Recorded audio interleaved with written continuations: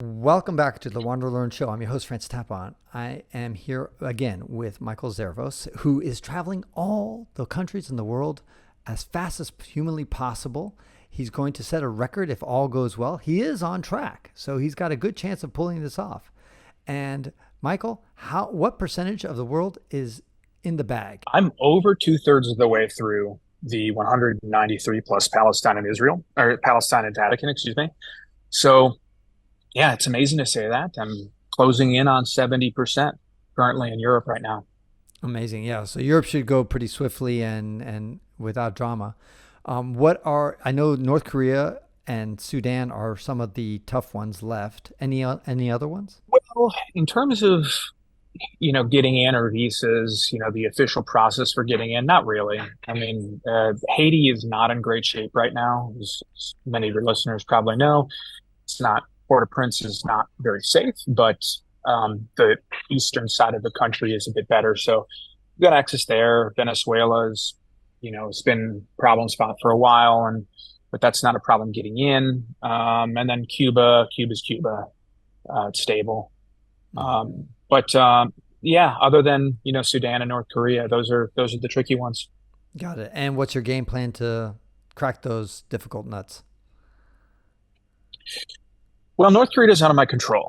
I just have to throw my hands up and say, what happens, happens. And I've done everything within my power. I'm prepared to visit at the drop of a hat, but right now it's closed to everybody. But apparently that one Russian ski trip that happened in May, April, oddly enough.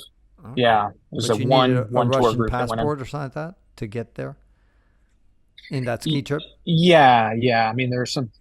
Yeah, I guess so. And Yeah, the Russian the companies will walk not around the take me because I'm table not. in the demilitarized zone is no longer possible, right? No, not since that one American Right. just snapped and tried to run across the Right. JSA. Yeah. Right. So that's a Um, tough one. And you don't, yeah. and it's hard. I mean, you could go to China and sneak in illegally, but that's really a tough nut to crack too. Yeah, it's not my Modus it's not operandi. something I'd like to do. Yeah, I've tried to keep everything above the board Mm. for a couple of different reasons, but we'll see. We'll see how things shake out. Yeah, I think Sudan, because Sudan is such an enormous country and the border is far more porous, and Port Sudan I think is somewhat functioning. So I just think that you've got a much better shot there versus North Korea is really like a prison to try to break into a prison, and I think that's where you're going to have trouble. Right. Sudan is I've actually got a couple of options now for Yeah, Sudan, yeah, and yeah. I haven't and they're both perfectly legal and by invitation. I'm just kind of waiting to see which is going to issue my permit first. Got it. But that'll be early next year, meaning like January, early February, Got it. where I will make that happen. That's kind of a depressing thought that like you did 194 countries and your 195th country, North Korea, just doesn't let you in and just completely blocks you. That would be what a what a tough move, right? Have you thought about that? You must have. I mean, that must keep you up at night sometimes. I thought about that initially, and I think I'm just what really would bother me is if I didn't do everything within my power to make it happen. But if I did my best and it just couldn't be, then I don't know. I'm resigned to that fact, and I think I've just let go. What about are there any flights that kind of like have a layover in North Korea? I imagine not, but like you switch planes, nothing. I don't I don't think so. I mean, that's Without something to look into. I mean, I know that's kind of a kludgy solution, but theoretically, if your plane landed, you are in North Korea. Everybody would kind of yeah, balk a yeah, little bit at that, but versus the alternative of having nothing. That's something. yeah. You're absolutely right. But there is the matter of, at least from the Guinness World Records side, you need to make sure that you mark it in your GPS and you need witnesses to say that you went But you there. I can mean, do that. ostensibly, you could have the people who are on the plane. Yeah. Um, Yeah. I mean, but, you're gonna but probably you could get off the plane and maybe sit in the gate and the lounge area or you got to transfer to another plane. I mean, all that stuff could happen. The other if idea they give you is access to Wi-Fi, yeah. Right. And then the other idea is you go there and then you get deported. It's like your last trip. Yeah, that's I mean, if it's just like that, we wish we could have you. You seem like a great guy, but we're gonna have to send you away. I just I don't know. I'm not sure if I'm so keen on that possibility. All right. Tell me a little bit about your video making skills there. I mean, your videos are so fucking awesome. They're really great. Uh, High cut rate. In other words, a lot of quick images, 1 to 3 seconds per video shot. Do you ever use, is it all your footage or some of it is used like from story blocks and whatever? No, and unless I'm trying to do it like a joke or something like that, where I'm like referencing, I don't know, like I remember doing like a crossfade of The Rock when I was talking about Samoa, just to kind of reference him.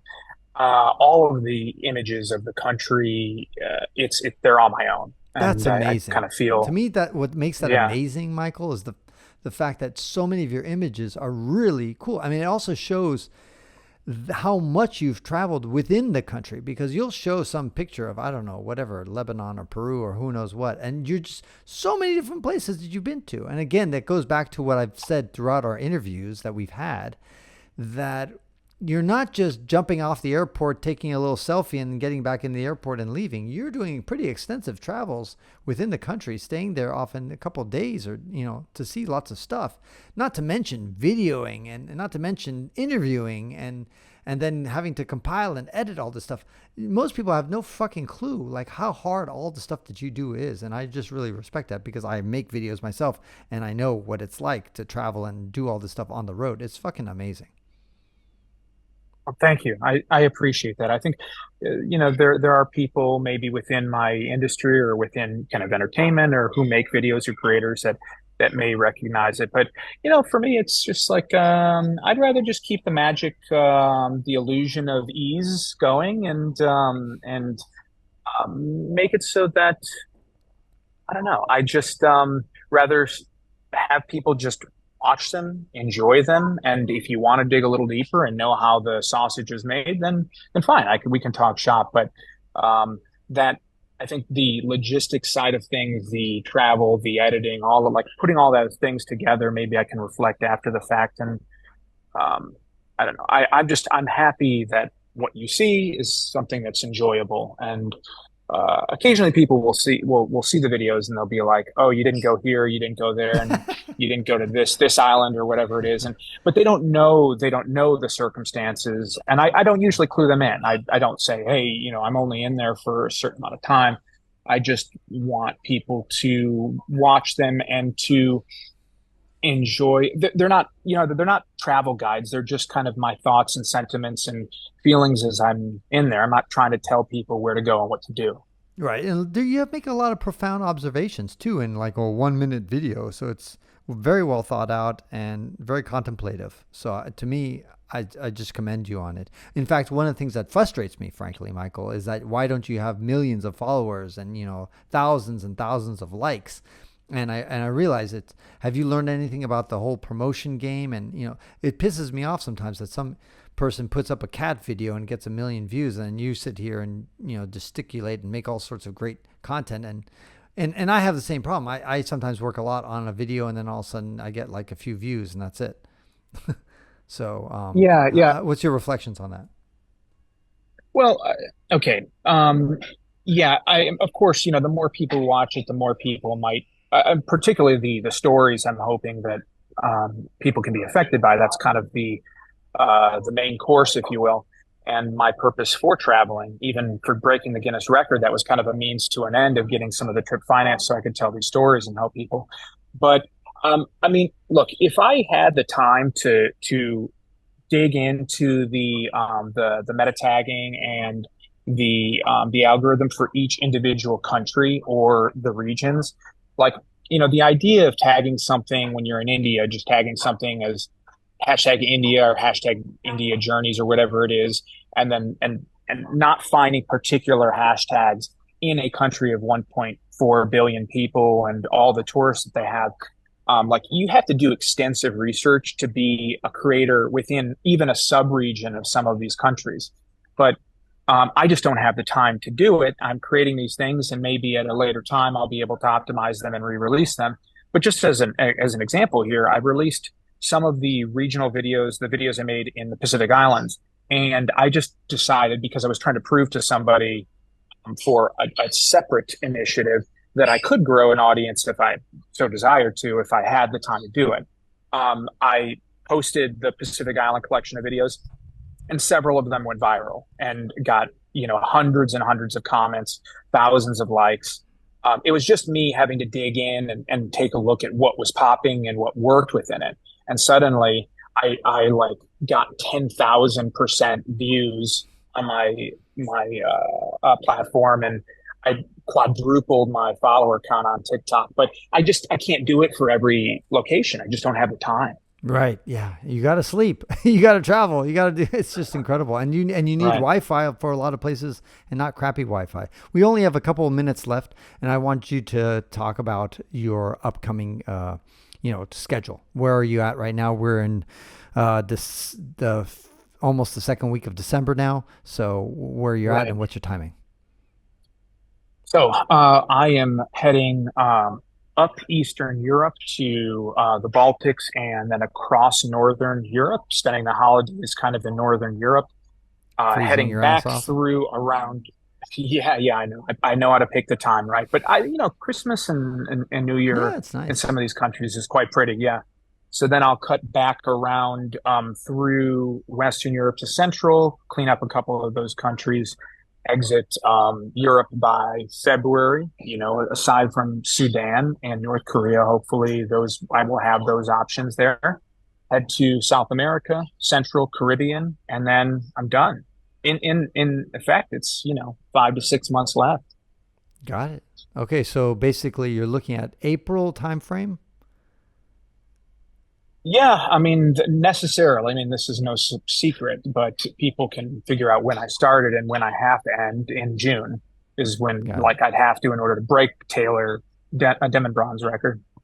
Got it. Got it. Got it. And so far you're feeling good, except for the North Korea is the only kind of you're on schedule, Oh and you're yeah, going to be doing Europe. A lot of it's overland, or you're going to be catching flights as well to like bop in, like maybe a couple of flights.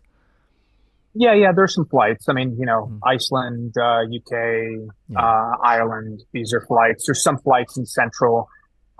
It all depends. Are Trains you are great exhausted, in Michael? Central and Is West. it starting to build up? Like this is a marathon, a super marathon. Eventually, you kind of get feeling of exhaustion. Has it set in yet, or you still got energy in your tank?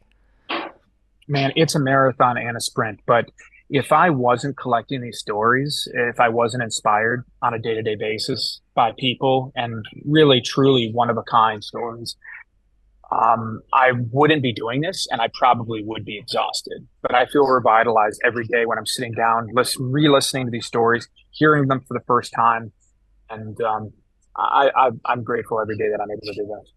Restored your faith in humanity by staying positive and thinking about human happiness.